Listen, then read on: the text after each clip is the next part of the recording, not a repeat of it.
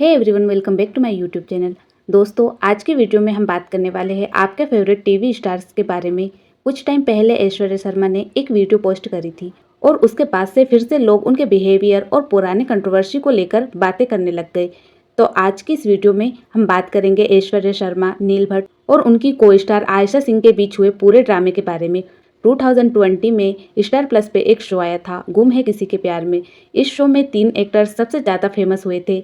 Main female lead थी Ayesha Singh, main male lead थे नील भट्ट और सेकंड फीमेल लीड थी ऐश्वर्या शर्मा। अब शो चालू हुआ और धीरे धीरे सेट पे ही नील और ऐश्वर्या एक दूसरे के करीब आ गए। दोनों में प्यार हो गया और फिर 1 साल के अंदर ही इन्होंने एंगेजमेंट भी कर ली और बाद में शादी भी कर ली। स्टार्टिंग में तो बहुत बढ़िया चल रहा था भाई, तीनों की दोस्ती भी काफ़ी अच्छी थी, सेट पर भी मस्त बॉन्डिंग दिखाई देती थी। लेकिन जैसे जैसे नील और ऐश्वर्या साथ आए ना, वैसे वैसे आयशा के साथ इनके इश्यूज भी बढ़ने लग गए।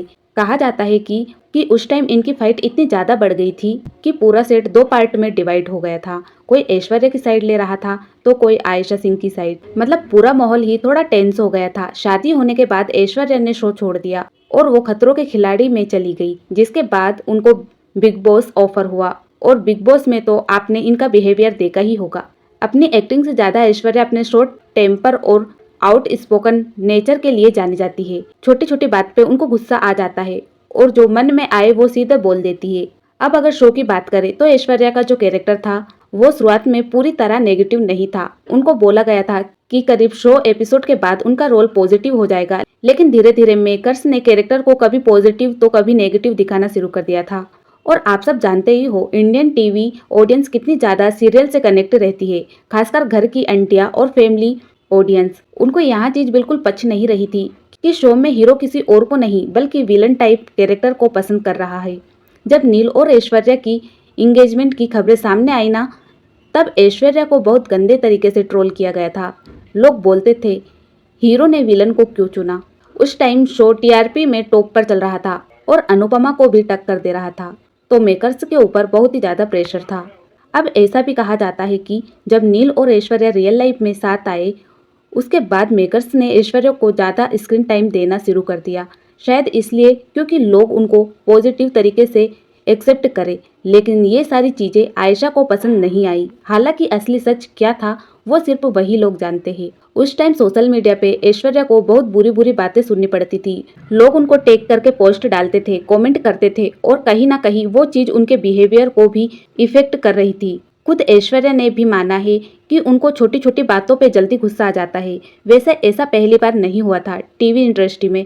इससे पहले भी एक शो में ऐसा सीन हो चुका है। अगर आपको याद होगा तो 2005 में एक शो आया था 7 फेरे। उसमें राजश्री ठाकुर मेन लीड थी और शरद हीरो थे। बाद में शरद की वाइफ की एंट्री हुई थी विलन के रोल में। उस टाइम भी ऑडियंस काफी कंफ्यूज हो गई थी। धीरे धीरे राजश्री और शरद के बीच भी मिसअंडरस्टैंडिंग होना शुरू हो गई।